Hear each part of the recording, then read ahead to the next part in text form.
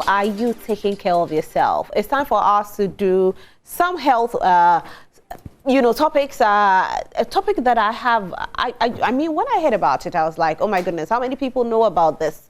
You're watching Prime Morning. My name is Roslyn Felly, and we are talking about the G6pd deficiency. Now, I know so many people out there still don't know what G6pd is, but this is a time for you to call a friend to tune in, because you cannot miss this particular segment. We're streaming live on Facebook, which is Joy Prime TV. So go to Joy Prime TV on Facebook. We're streaming live.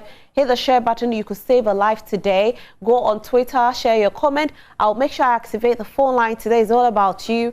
I'll activate the phone line for you to ask Dr. Agri all the questions that you want to ask her. She's right here. Good morning, Dr. Agri. Good morning. How are you? Fine, thank you. And you? I'm fine, thank you. And Dr. Agri is with Kolebu. Today we are going to be talking about G6pd.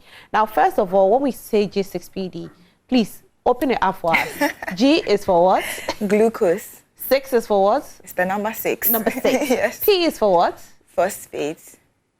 And then D is dehydrogenase. Okay, good. Yes. Now, what is G6pd? Okay, so G6pd, it's actually a protein or an enzyme that helps with various biochemical reactions in the body, and especially in the red blood cell. Okay, so it helps to keep the red blood cell stable. It prevents it from breaking down quite easily. It helps it have its normal lifespan. So then if you have the deficiency, which is if you don't have it at all, or you have very little amounts of it, then it means your red blood cell will break down quite easily when there are certain triggers. Oh, wow. Yes. So how do I know I have G6pd? So there's a test for G6pd. Unfortunately, until you have the trigger, you can live your life very normally. So until you have the test, then you know that you have G6pd. And when you're talking about a trigger, what are the triggers we look out for, the symptoms we are looking out for to know that I have G6pd? Okay, so the symptoms that you can see is maybe jaundice. So the white of your eyes may become yellow, or your urine will become dark colored, or like coke. Your urine basically look like coke, yes. And then because of all these things, you might notice that you might have symptoms of anemia. So you'll be easily tired, or you have a headache, or you feel like your heart is beating very, very fast, or you feel dizzy. And the little things that you used to do at first, you can't do them as well anymore, because even if you take a step from here outside, you are very, very tired.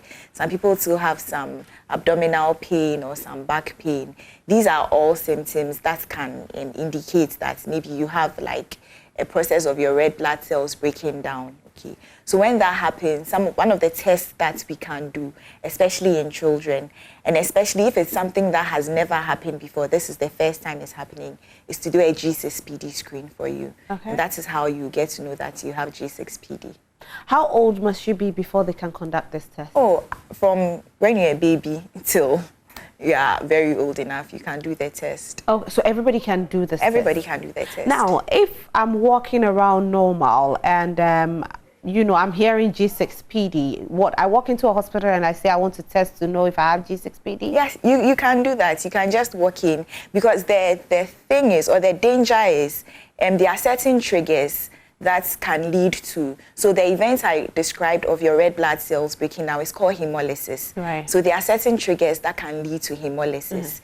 And that's then hemolytic anemia, right? Yes, hemolytic anemia. Today, yes. I like your doctor, y'all. Anyway, please go on. So yeah, there are certain triggers that can lead to a hemolytic anemia and in G6pd, and some of these include drugs that we take. If you go to the hospital and you have malaria, sometimes they'll give you a quinine-based drug like chloroquine. If you have G6pd, that chloroquine can trigger you into having a hemolysis and then later anemia. Some antibiotics can cause a hemolytic anemia. Is that why when some people take these malaria drugs, they end up dying? No, that's no. It can't be. So the malaria itself can cause you to die. Yes, so, but I'm just saying, just in case maybe you have G6pd, but you don't know about it. Yes. So you go to the hospital, and of course, the hospital didn't also test. So they decided to give you, or they decide to give you a malaria drug, and you take it.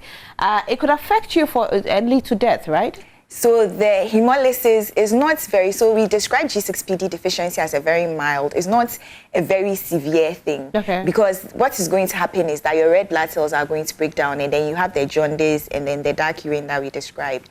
Then you can have symptoms of anemia as well. So usually if you are that ill and go to the hospital, maybe they'll give you blood, they'll give you a lot of drip, IV fluids, to sort of rehydrate you, and then you'll be fine. The mortality rate is not that high. Okay, even if you take the malaria drug that you react to. So if you don't report to the hospital early enough, and then, you know, as your red blood cells are breaking down, you are losing blood. Okay. So if you don't report to the hospital early enough, then maybe you might pass away, or there might be a mortality. But if you do, then there's interventions in place that will help you to be better. Yes, okay. Please. Now you're talking about the antibiotics as well. Yes, so there are certain antibiotics that can also trigger you to get G6pd deficiency. So antibiotics with sulfur in them can cause you to get, so like Septrin has sulfur in it. It can cause you to get the disease? No, so it can trigger a hemolysis if you have a G6pd deficiency. All right. Yes.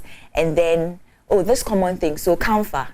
So I think we're talking about school placements. There are some children who will go to SS for the first time, and you put camphor in your chop box to prevent like all these the smell and the cobwebs and then suddenly they notice that maybe their eyes have become yellow, or that their urine color has changed, and it is because of the inhalation of the camphor. That is, if they have the G6pd deficiency and they've never tested for it, that would be the first sign that they probably have G6pd deficiency. And G6pd means that the glucose in your system is low. Is that it? So the glucose 6-phosphate dehydrogenase protein in your system is low. Is low. Yes. Okay. Yes. Which means that now that you have all these symptoms, if you go to the hospital, the first thing is not malaria that you need to go and check. Does it come with headaches?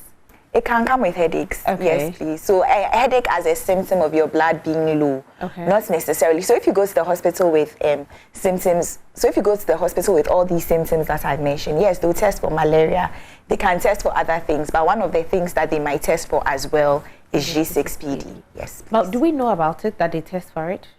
So the routine one that I know is, so in pregnant women, there's an anti-malarial drug that they are supposed to take for 3 times during pregnancy to prevent malaria.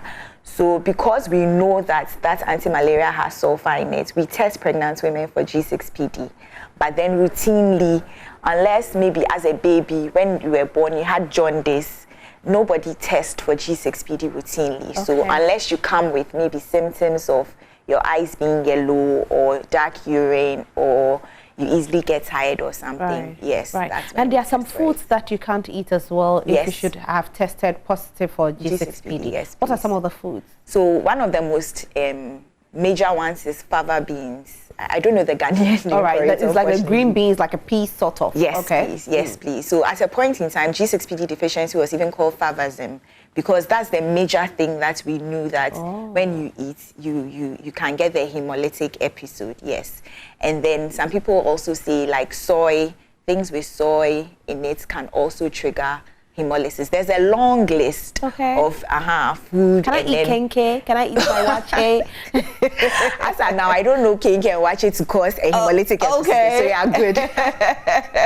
So you are good. You can continue eating that. Okay, since it's glucose, it has glucose, the protein, and all of that. Somebody listening will say, okay, should I take in a lot of glucose? Should I take in a lot of protein to prevent myself from, getting this deficiency? No. So that's the G6pd is just the name of the enzyme, is the name of the protein. You can take your glucose, you can take your protein just fine, and you'll be fine. Like, it has nothing to do with the G6pd itself. It's the name of the protein and then what it does in the body. That's all. So yes, and unfortunately, so it's an inherited condition. You are born with it. So there's nothing that you can do that will sort of cure you of it. All you have to do is make sure you know the things that you are supposed to take and the things that you are not supposed to take. Does this mean that if your parents have it, there's a high possibility that you have it possibility your children will have it? Yes, so it's more common in males. It's predominantly in males because you know that so males have XY and then females have XX. Yeah. Now the deficiency or the gene that causes the deficiency is on the X, and because males have XY, it means if they have it on the X, they are definitely going to have it. But because females, we have XX, even if we have it on one X, that means we just be carriers. We are the ones who will give it to our children to have. So it's mostly males who present with G6pd deficiency and then the symptoms of hemolysis because of that. So it's something that, yes, you can pass on to your children. But so it's important passed on from the mother to child. Yes, and then it's usually males. Children. Father, so if the father has G6pd, he can pass it on to his children as well. But then usually the women who are carriers, the males will actually have the disease. So women, they won't show, they can take all the drugs and everything. They usually won't show any hemolysis, but males will. Okay. Yes. All right. Now, I also heard that it's mostly African men. Yes. Why so? So it's African, Mediterranean, South America, and a bit of Asia, because the way, I don't know, should I say nature works or how God worked. God decided to give us that deficiency. No, it was supposed to be protective against malaria. So people who have G6pd deficiency rarely have malaria, yes. Oh, wow. Yes. I see. Yes. This is something that, you know, somebody told me that they have a certain blood type, hence they hardly get malaria. But it could be that they are carriers of G6pd. Yes. But they don't know about it. Yes, it's possible. And they think they are very healthy. Yes, it's possible. Oh, okay. Yes.